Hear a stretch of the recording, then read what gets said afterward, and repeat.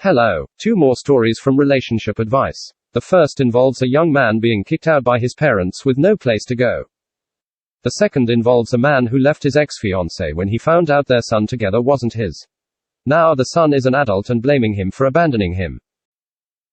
Spelling and grammar errors, courtesy of Reddit. Lol. Don't forget to like and subscribe. This story is titled, My 19 Male Parents Are Kicking Me Out by End of March. How can I convince them not to? I'm not leeching off them. I literally had 2 jobs I worked. My dad and mom came into my room today and had a one-on-one with me. They want me to leave. They're giving me till the end of March to get my things and get out. My dad says I'm 19 and working fast food. I'm going nowhere. They gave me a year and I still haven't stepped up to adulthood. Mom says at my age boys become men and start preparing to start a family or career. I have done neither and have no direction. My dad then says they talked this over and think this is the right choice and this isn't open for debate. I don't know how to comprehend this. I worked 2 jobs, now just 1. I'm 19 and they expect me to have my life figured out. I don't know what I want to do. How can I be expected to know this? I can't afford my car note or rent since the cost of living is so high here. What the hell am I supposed to do? Is this even fair? Comment 1. Preparing to start a family at age 19 is silly. Preparing to start a career at age 19 is not. Approach your current workplace about more duties and/or possibility of a management-type position. This gets you paid more money. You've been given 2 months. I assume that's 4 paychecks. Find a roommate situation. I'm sorry you can't afford the car. It may suck riding a bicycle, but it's wheels. Learn the bus route. What you have in a roommate situation is half the rent and household bills including groceries. Then you have your phone, doctor copays and medical supplies, well-constructed shoes. Keep to the bare minimum. Use free month Netflix, go out, then get Netflix again only when there's something you really want to watch, for another free month. Cold cuts aren't all that healthy but they're cheap and will keep you alive. Put off college until you can get established and into a roommate situation you can count on. If you have brand name clothing you don't need, sell them for quick cash on Depop or something. Don't let your spare time go to waste. Staring at a screen all night isn't going to help you further yourself. Get an odd job 2 or 3 nights a week to go with the job you already have. Is there really a point to trying to talk them into letting you stay longer? Clearly, it's their home and they can dictate who lives there and who doesn't. But pushing you toward finding someone to make babies with at age 19 is weird. Once you're out of the house and into your own address, see if you can get EBT for a little while. It's nothing to be ashamed of. Find the local soup kitchen and eat there one night, serve the next night. Avoid impulse buys. Once things have settled down, look into trade schools. Get a welding certificate, perhaps. It's work you can be proud of and makes really good money. While you're getting your life together, avoid talking to your parents for a while except when necessary.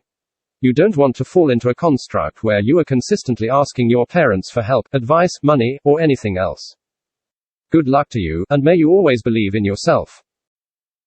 Comment 2.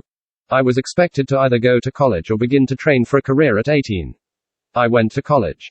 I expected the same of my children, and one went to college and the other went to a trade school.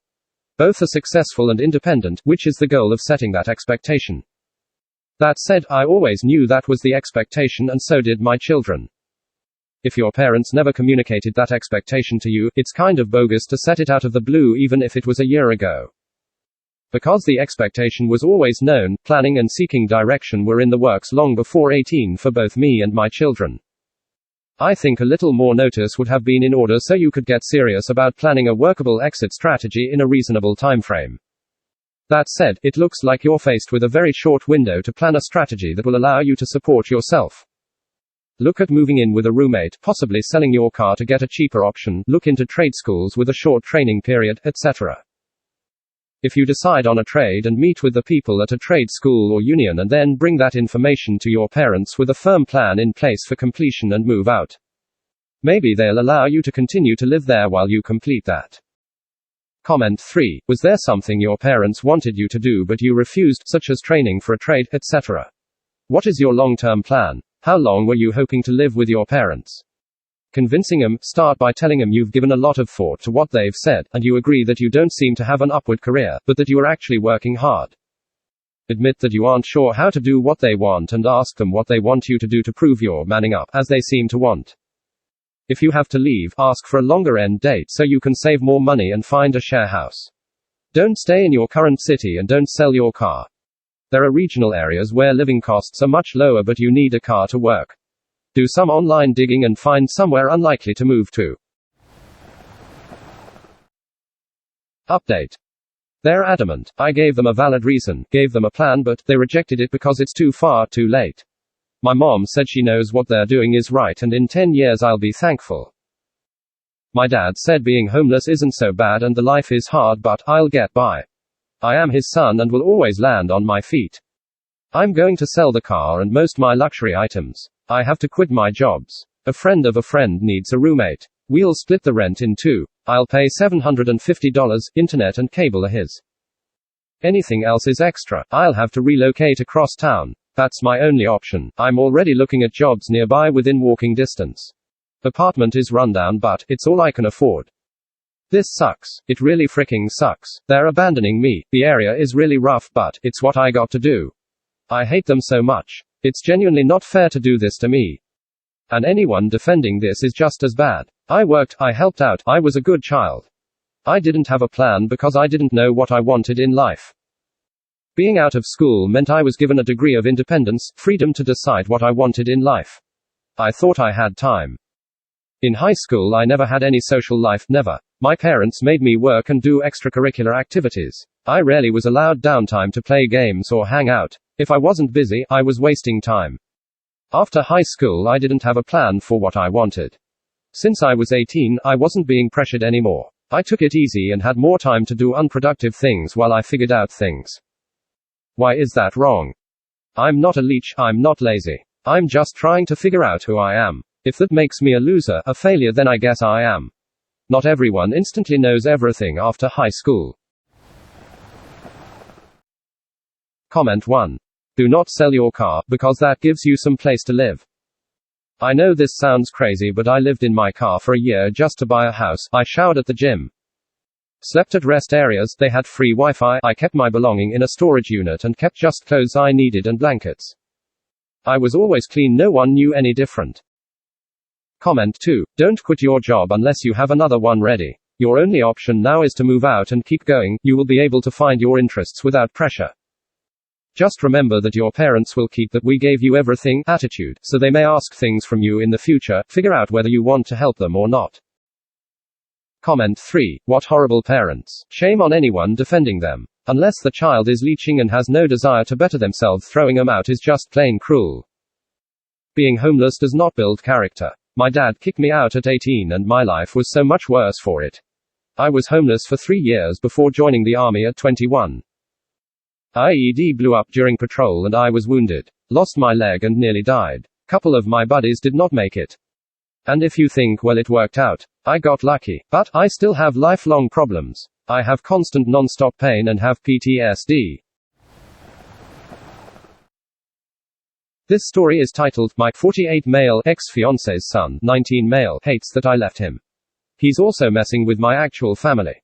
13 years ago, I found out that the kid I thought was my son for 6 years wasn't actually mine.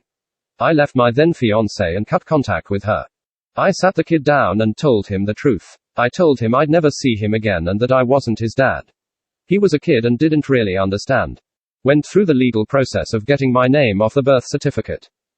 The price of attorneys was a lot, but, in the end, worth it, as I wasn't held responsible for the boy and I didn't have to pay child support. I left and moved on. Got married and I have 3 kids now. My life is great, and I actually forgot all about the kid and my ex-fiancé. Then my wife came to me and showed me a Facebook message from the kid.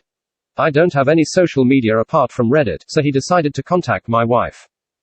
She already knew about that whole situation but felt that the kid needed closure. I agreed and I met the kid in my home. I invited him over for breakfast 2 days ago. When he showed up, he introduced himself to my actual kids as their brother. That annoyed me a little, but we talked. He told me that I ruined his childhood and abandoned him. He told me that a father should never leave his child. I let him get it all out and I do understand the trauma, but I don't see how it's my fault. His mother is to blame. He didn't like my answer and he left. He's now trying to ruin me online and people are starting to wonder what's going on. My boss even pulled me aside and questioned what was going on. Help. Edit. His bio father did become involved in his life when I left. He was not just left without a father figure. I probably made the wrong decision, but I can't change what happened 13 years ago. Comment 1. Can't blame the kid for being pissed. He was 6 years old, didn't understand why the only father he knew was abandoning him, and had no choice in the matter. Yeah, his real father stepped in, but he was a stranger to him then. I'd be pissed, too. It doesn't give him the right to make your life miserable now, but just imagine how much better this situation could be if you had shown him a bit of compassion back then. Your ex was to blame for being a lying cheater, but the manner in which you dipped out of the kid's life, that's all you. You didn't have to go cold turkey. So while you were within your rights to step away, I think it could have been handled better. I know that's not a popular opinion around here, but so be it. Comment 2. Oof. Imagine being 6 and the man you love and think of your dad says, nope, sorry. Bye forever. I get that it is technically your wife's fault, but I'd be shocked if he didn't resent you. Nothing worse than feeling expendable by a parental figure. It probably hurts even more because you have bio kids of your own now. Comment 3. I mean, you had the right to do what you did, but he has the right to be pissed about it. He's a hurt child who was never able to process or cope with his pain. He isn't expressing his feelings in any kind of healthy way, but if his mom never stepped in and got him counseling for what happened, he doesn't know how to deal with the pain in a healthy way. Would you consider going to family counseling with him long enough to get him started on a road to healing? If you don't want him involved with your family, that's fine. It could be just the two of you, and you aren't obligated to do it. But it would be a kind gesture toward the one person in the situation who was even more of a victim than you were and didn't have the ability to escape it. Comment 4. You punished a 6-year-old for the actions of an adult. You assumed a freaking 6-year-old would understand, I'm not your father, sir, I'm leaving you, when his whole 6 years revolved around you as his father. You told a 6-year-old child that for him you were his father, that you never wanted to see him again, and what did you expect would happen? You weren't talking to someone able to understand, comprehend the meaning of what you told them. You caused this. Own up to what you did. In no way am I condoning his actions, but yours had consequences as well. He wasn't the one in the wrong, but by abandoning him you sure as hell made it seem he was to be punished too. Comment 5. People are forgetting about the mother. Where is she in this story? People are quick to assume it's the guy's fault for leaving a kid when it's not his. Think about how freaking heartbreaking to see that your fiancé spent a night with another man and got knocked up in the process. Then you only found out about it after a few years. The lies, betrayal, deceit, and given the biological dad went back after a few years tells me he's someone close and familiar. Now every time you look at the kid you can be reminded of all the sins involving him. That shite can turn a loving person into the most hateful jerk. I also don't blame the boy for being hurt. He's still immature, and that the actions of several adults give him long-lasting scars. That does not and should not define what he is and who he should be. He has misplaced his whole anger and vendetta towards the wrong person. So, at the end of the day, stop cheating and use protection. Stop home wrecking. It destroys more than one life when children are involved. Practicing safe sex will prevent years of headaches and child support. Thank you so very much for listening. Please check out my other videos and like and subscribe.